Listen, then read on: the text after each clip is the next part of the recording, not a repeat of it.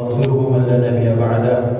اللهم صل وسلم على سيدنا محمد مفتاح باب رحمة الله عدد ما في علم الله، صلاة وسلاما دائمين بدوام ملك الله وعلى آله وصحبه.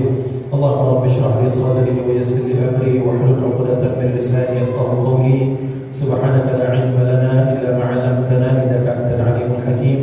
اللهم ارزقنا فهم النبيين وحفظ المرسلين وإلهام الملائكة المقربين. اللهم أغننا بالعلم وزينا بالعلم وأكرمنا بالتقوى وجملنا بالعافية. لا حول ولا قوة إلا بالله العلي العظيم والحمد لله رب العالمين.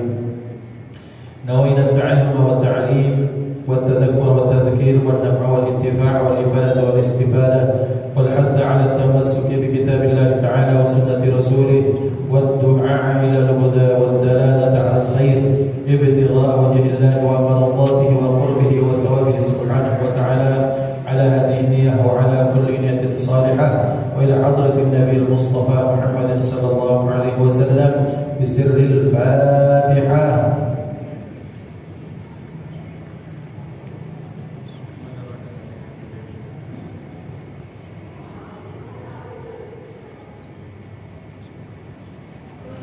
Hadratul Muhtaramin, yang al-faqih ta'zimi, para ulama, para habaib, para fuqaha, para ustaz yang dimuliakan Allah, yang saya ta'zimi para syiban, mata'an Allah Ta'ala bituli hayatihim wa riayatihim, yang al-faqih ta'zimi segenap pengurus Masjid Darul Muttaqin Kuto Palembang beserta seluruh jamaah rahimani wa rahimakumullah. Alhamdulillah, bersyukur kehadirat Allah Subhanahu wa Ta'ala dengan ucapan alhamdulillah wa syukurillah wa salawat kepada baginda Nabi Muhammad sallallahu alaihi wasallam, dan ucapan Allahumma shalli ala sayyidina Muhammad wa alihi wa sahbihi wasallam. Mudah-mudahan salat dan salam dari Allah limpahkan kepada keluarga beliau, kepada sahabat, kepada tabi'in, kepada umat dan masuk ke dalamnya, amin Allahumma amin. Ikhwan dimuliakan Allah Subhanahu wa Ta'ala, insyaallah malam hari ini kita akan melanjutkan pembahasan kita, masih dalam pembahasan tentang an-nadhrah ilal haram, memandang sesuatu yang diharamkan Allah Subhanahu wa Ta'ala, sampai kepada bab tentang bagaimana kondisi seorang wanita yang ingin melaksanakan ibadah atau salat di masjid. Radhiyallahu anhum, qala al-muallifun nafa'ana Allah Ta'ala bituli hayatihi wa ri'ayatihi. Masuk kita ke halaman 338 pada poin ketiga. Kana Sayyiduna Umar bin Al-Khattab radhiyallahu anhu yanha zawjatahu an khurujiha lis-salati falam tantahi. Adalah Sayyidina Umar bin Khattab radhiyallahu anhu, beliau terus melarang istrinya mengerjakan salat, maksudnya salat di luar rumah, artinya di dalam masjid. Falam tantahi, dan istrinya enggan untuk menghentikannya. Wa taqulu lahu, dan sang istri berkata kepada Sayyidina Umar, kunna nakhruju fi ahdi Nabi sallallahu alaihi wasallam. Kata istrinya, dulunya ya kami itu biasa sholat pada era hidupnya Nabi Muhammad sallallahu alaihi wasallam. Falamma kana dzata yaumin, tertulis dzatu yaumin di sini. Falamma kana dzatu yaumin jalasa laha fi tariqiha fil ghalasi mutanakkiran. Maka satu saat ketika itu Sayyidina Umar bin Khattab pada waktu malam yang gelap, dia nyamar pakai ninja itu, kemudian menghadang istrinya di tempat yang gelap. Falamma qarabat minhu ghamazaha fi thadyaiha. Falamma raja'at qalat lahu la a'udu akhruju. Faqala laha limadha? Faqalat an-nasu taghayyaru.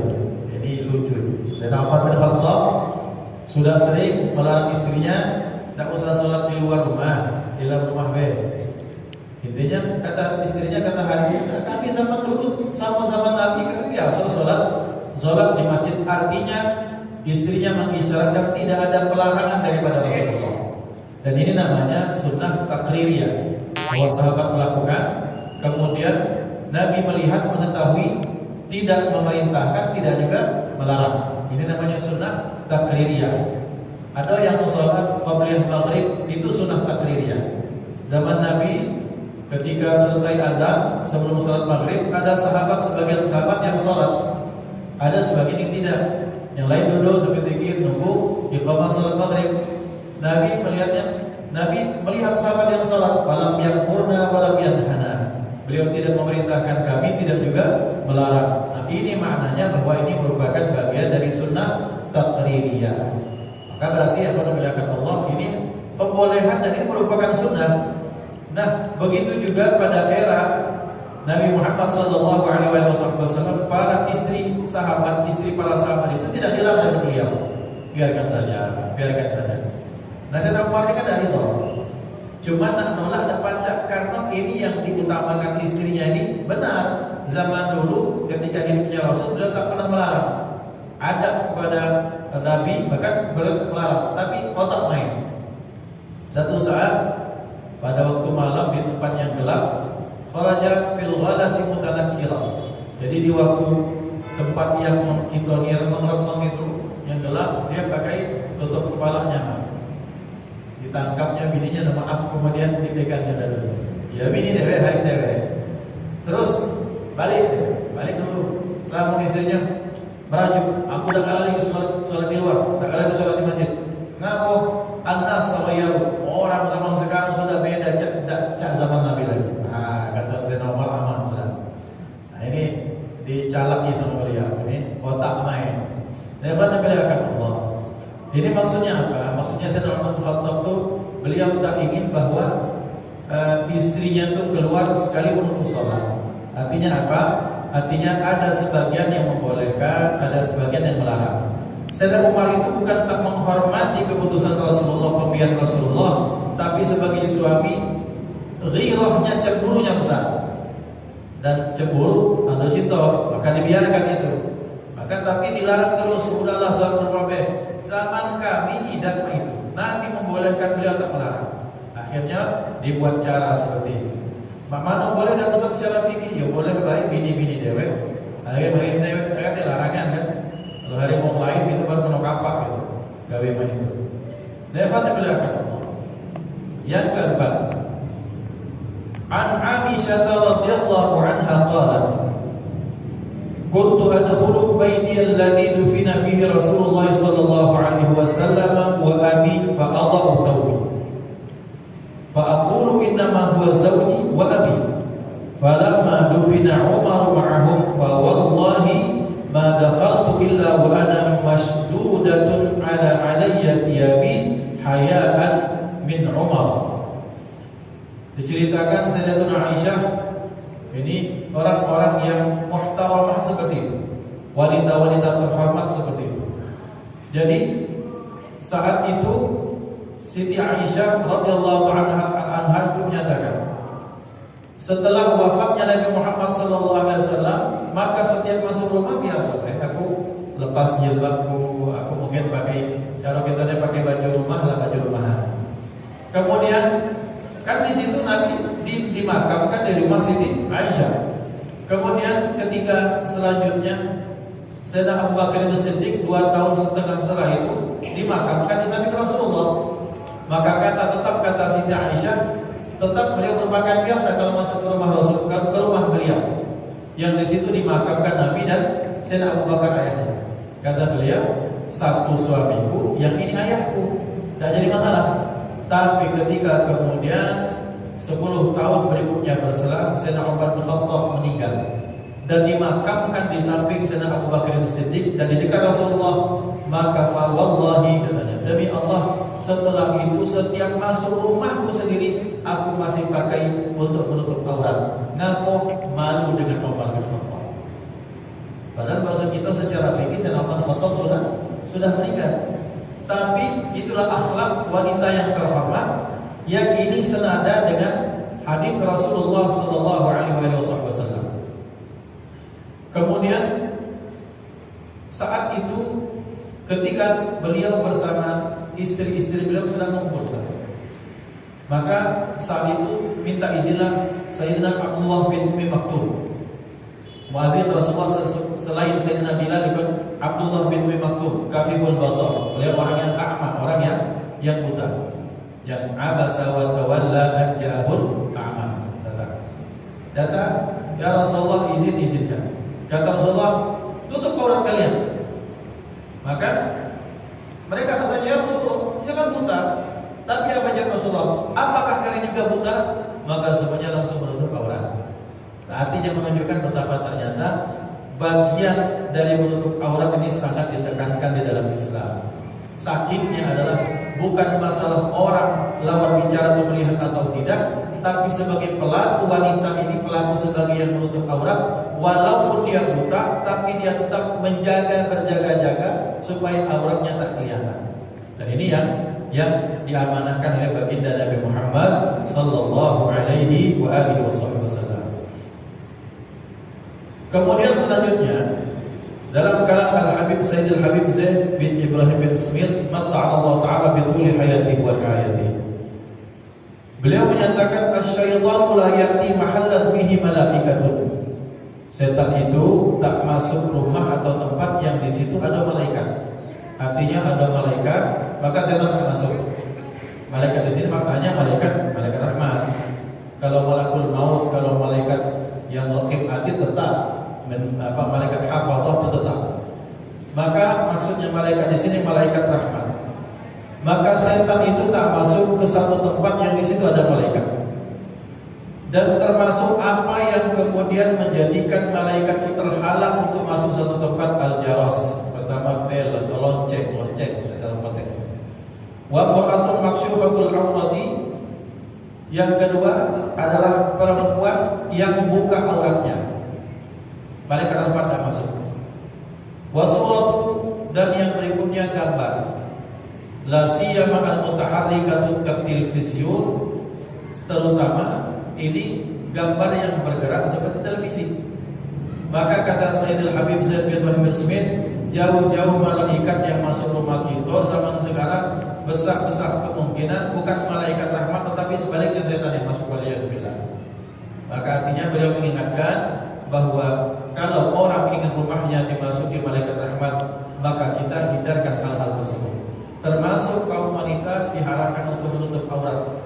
Ya, sebagaimana sering diceritakan, diriwayatkan bahwa Al-Hubabah Fatimah radhiyallahu ta'ala wa 'alaiha salam, bahkan hatta beliau tidur beliau tetap memakai jilbab supaya berharap bahwa rumah beliau tetap dimasuki malaikat-malaikat rahmat. Kemudian selanjutnya, ikhwan dan dimuliakan Allah, zaman dahulu ketika Nabiullah Ibrahim alaihissalam, mereka ini ketika Nabi Ibrahim alaihissalam ini sudah diputuskan untuk dihukum bunuh dengan cara dibakar, maka mereka punya kesepakatan untuk melontarkan Nabi Ibrahim itu bil manjanik. Manjanik itu katapel besar, atau manjanik itu semacam, kalau kita melihat film-film lama itu yang dia katapel melempar batu yang besar, cak sendok besar dilempar. Karena tak mungkin melemparkan Nabi Ibrahim langsung, karena yang ngantar pun pasti mati karena kepanasan. Api sangat besar, belasan bahkan puluhan meter, menggunung gitu kan. Maka berarti dampak panasnya kan pasti sudah terasa belasan meter. Maka satu-satunya cara untuk melontarkan Nabi Ibrahim itu dengan bil manjanik, dengan katapel besar. Tahayyalu, tetapi mereka bingung bagaimana cara melemparnya, karena katapelnya mogok. Katapelnya setiap mau dilemparkan kebaca-baca. Ngapa? Karena malaikat menahan katapel besar, ditahan oleh para malaikat. Sehingga macet. Sama kalau kita dengar kisah-kisah para aulia yang maka beliau mau digusur, mungkin ada di alatnya, kemudian macet segala macam. Dari zaman dulu biasa hal seperti itu terjadi. Kalau pada orang salihin aulia namanya karamah, kepada para nabi namanya ya mukjizat. Kalau belum jadi nabi namanya irhasal. Maka ketika dilempar itu macet, tak gerak-gerak, kemudian iblis membisikkan kepada para pemimpin mereka. Bagaimana caranya? supaya mereka mendatangkan di dekat katapel wanita-wanita mutabarrijat, wanita-wanita yang pakaiannya sorono itu akhirnya mampu dilemparkan. Kenapa? Karena malaikat yang menahan katapel itu lari. Karena ada wanita-wanita yang membuka aurat.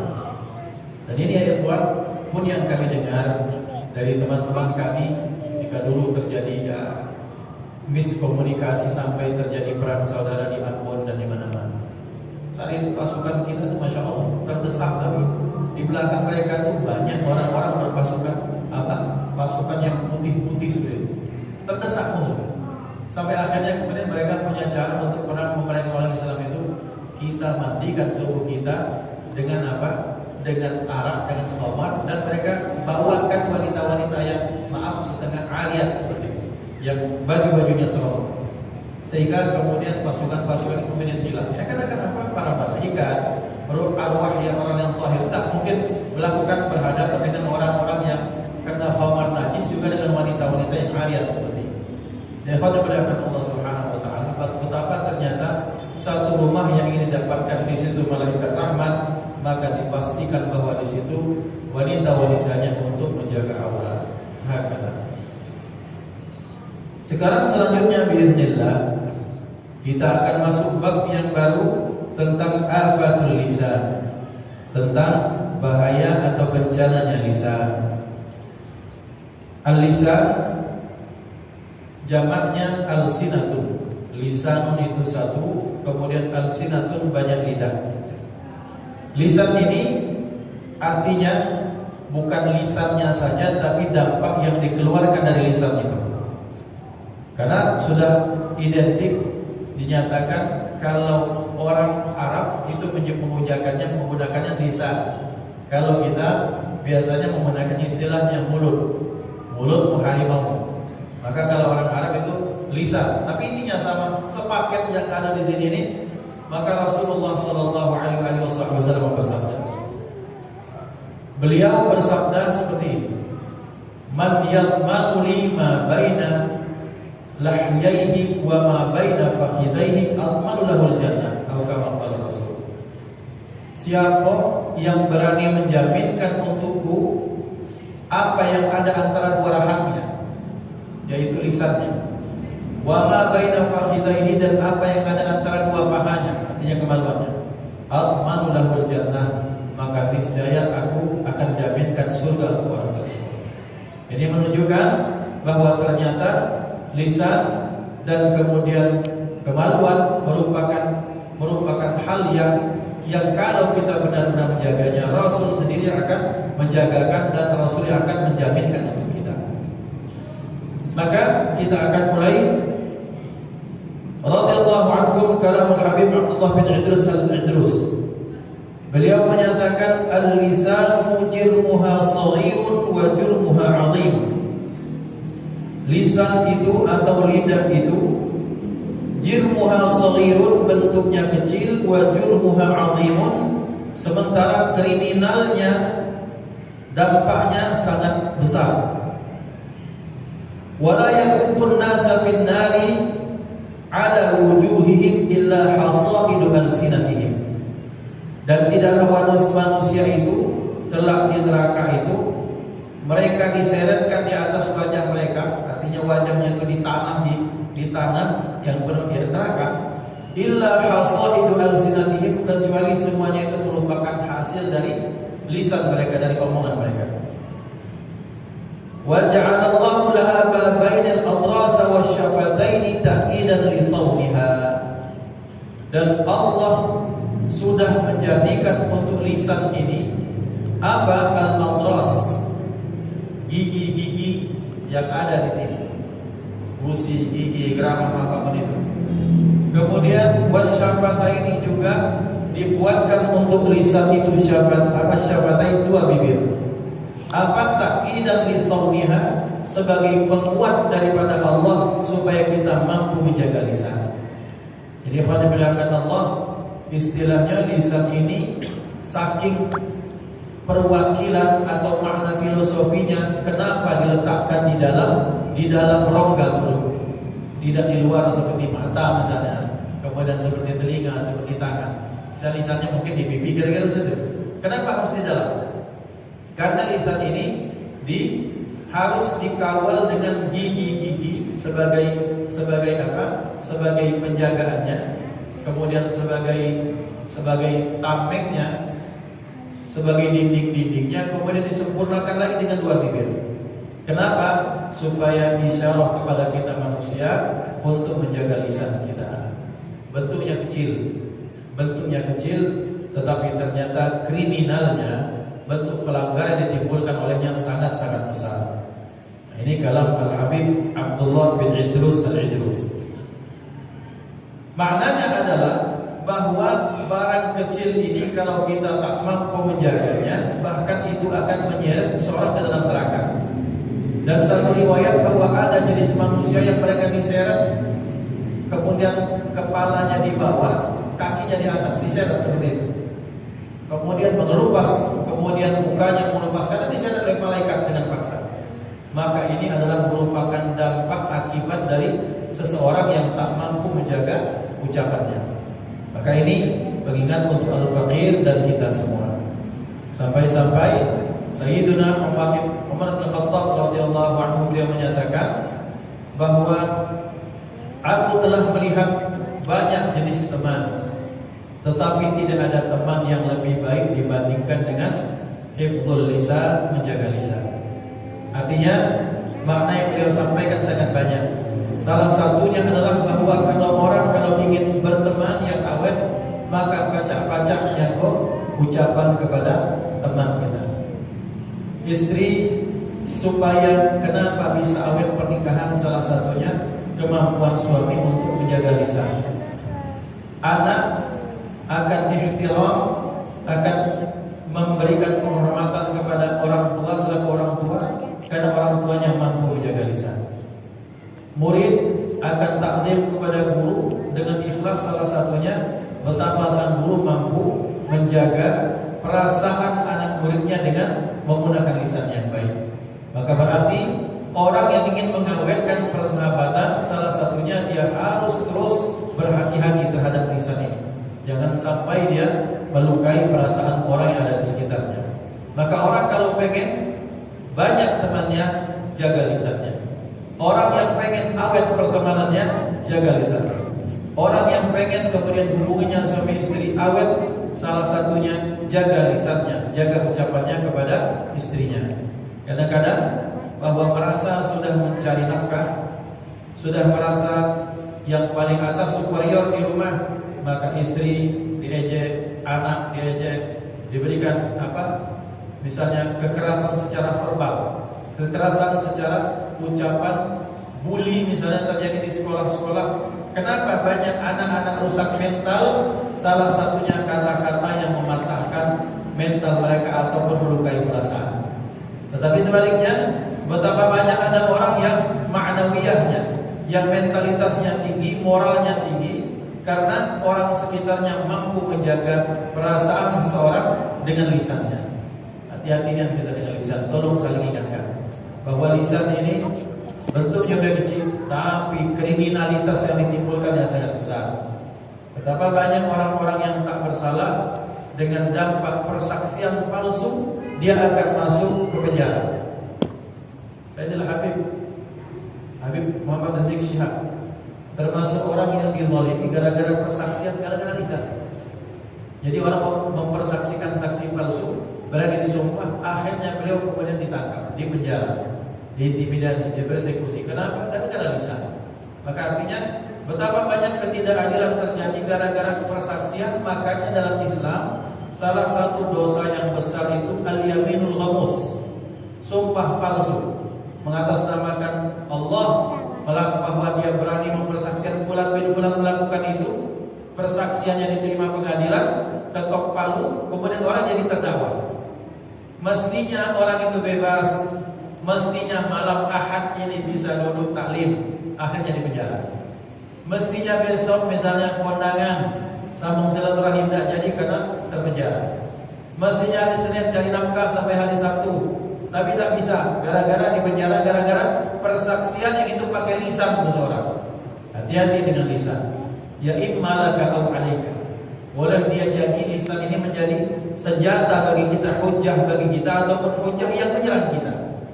Maka orang yang beriman dikaitkan dengan Allah Subhanahu wa taala. Sampai-sampai beliau bersabda, siapa yang ngaku beriman, hatinya percaya bahwa Allah itu ada, kemudian akhirat dengan segala penak-peniknya, balasannya kalau baik-baik, kalau buruk-buruk, hatinya yakin bahwa setelah mati dia akan ada akhirat. Siapa iman dengan dua hal itu, maka falyaqul khairan aw liyasmut. Ngomong tuh yang baik-baik, kalau udah baca belum baca ya sudah diam. Maka ikhwan fillah Allah, berarti ini kan kaitannya dengan lisan. Betapa banyak ada orang yang kemudian bisa melejit prestasinya. Kenapa? Karena dia punya guru terus motivasi pakai lisan. Tapi betapa banyak anak yang pintar, anak yang baik, tapi gara-gara dibully dengan ucapan terus, akhirnya dia kemudian patah hati, besar dalam kondisi kemudian dia merasakan intimidasi. Kalau salah jalan, pacak jadi orang yang kalau dia nyinggung apapun dia sadis. Terjadinya ada orang suka mutilasi itu gara-gara ini. Dikerasi secara verbal, dihina, diejek, dibunuh karakternya, masuk itu dihinakan terus seperti itu. Maka akhirnya ini jadi orang yang pendendam. Hati-hati. Kita tidak tahu mana nasib kita ke depannya. Kita merasa di atas angin sekarang, merasa sehat, merasa muda, merasa pejabat, merasa punya uang. Akhirnya lisan kita diperemehkan orang lain. Akhirnya lisan kita ini kemudian ngejek orang lain. Akhirnya kita merendahkan orang lain secara verbal, secara ucapan. Ya ikhwan, boleh jadi luka di tangan, baca hilang, baca sembuh. Tapi kalau hati tersayat dengan omongan, tunggu. Kalau orang ini tidak punya iman yang kuat, mungkin kita nilai dipuja. Terjadi itu kenapa kriminal itu banyak terjadi? Berapa persen dari itu salah satunya karena dendam terhadap omongan yang disampaikan kepadanya bertahun-tahun lamanya. Jadi dia nunggu saat yang tepat, akhirnya kemudian gara-gara apa sepele, mungkin manggil dia dengan panggilan ini, panggilan itu, mengejek dia tak terima, nak malas tak baca karena miskin, lemah, tak berdaya, masih kecil. Tunggu berapa saat, ketika sampai saatnya dia kemudian mengentaskan dendamnya. Yang salah siapa? Yang ngomong pertama ini, karena tak mampu menjaga lisan. Maka hati-hatinya. Al-Fakir berwasiat untuk diri pribadi dan keluarga dan kita semua. Tolong saling ingatkan dengan perkara lisan. Kita tidak tahu, mungkin ada orang jadi mungkin dia masih segen-segen tertawa, tapi ternyata hatinya tersayat gara-gara ucapan kita. Ngapa ini pentingnya untuk kepada kita semua untuk saling ingatkan. Kemudian yang kedua, An Luqman al-Hakimi annahu dafa'a ilaihi sayyiduhu syatan. Satu saat ketika itu Sayyid Luqman al-Hakim itu oleh tuannya, beliau itu disodorkan kambing, kemudian dikatakan kepada beliau, idbahha wal wa'tini bi atyaqi ma fiha. Kata beliau, kata tuannya, wahai Luqman, ini kambing, ini domba, tolong sembelihkan untukku. Kemudian wa'tini bi atyaqi ma fiha, kemudian dari bagian kambing ini berikan kepadaku bagian yang paling baik dari kambing. Kemudian selanjutnya fa'atahu bil qalbi wal lisani. Maka setelah disembelih, diambil lidahnya, diambil hatinya, hati kambing itu diberikan kepada beliau. Kemudian setelah itu beberapa hari lagi beliau diberikan lagi satu kambing. Tolong sembelih dan berikan kepadaku bagian yang paling buruk daripada kambing itu. Maka beliau sembelih, selesai itu beliau sodorkan lagi. Dan yang beliau berikan itu apa? Lidah dengan hati lagi. Lidah kambing dengan hati kambing. Kemudian fasalahu an dzalika, kemudian tuannya bertanya kepadanya, huma atyabu syai'in idza taba wa akhbathu syai'in idza khabutha. Kata Sayyid Luqman al-Hakim, lisan atau lidah dengan hati itu adalah bagian yang paling baik kalau dia baik.